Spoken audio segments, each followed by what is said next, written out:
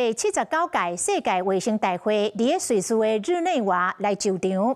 台灣雖然無予邀請，但是民間團體也是發起着挺台灣的遊行。也毋過有住佇法國的台灣人參加遊行的時陣，竟然互衛生大會人員強行要求愛換衫，愛甲原本衫褲面頂"挺台灣"的字甲砍掉，互伊感覺真委屈，流下目屎。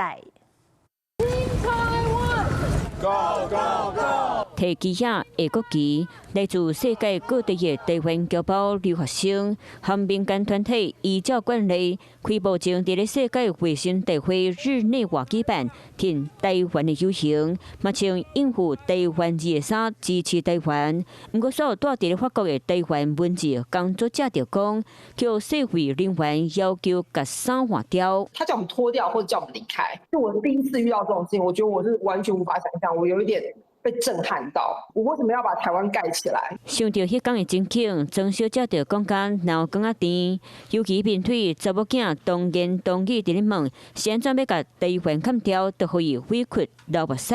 我還是不知道怎麼回答我女兒那個問題。我們就是一個獨立的國家，不是嗎？希望她可以理解，其實台灣在國際上的處境，我們在台灣過得好好的，但是其實在國際上不是這麼一回事。因為中國打壓台灣，常常叫世界衛生大會擋在咧門外。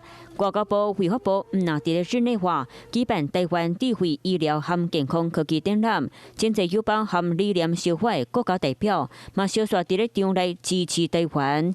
外交部講到，已經有超過50外國的行政和立法部門堅定支持台灣參加 WHO 和國際組織的立場。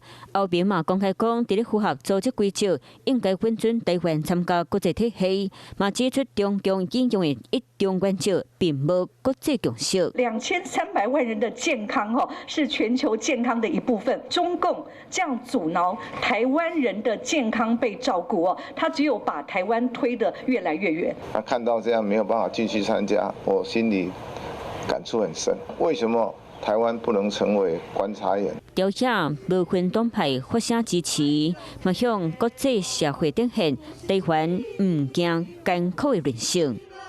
Hello， 我是林仙怡。想要搶先掌握最及時的新聞資訊嗎？趕快訂閱、按讚、開啟小鈴鐺，鎖定華視新聞 YouTube 頻道。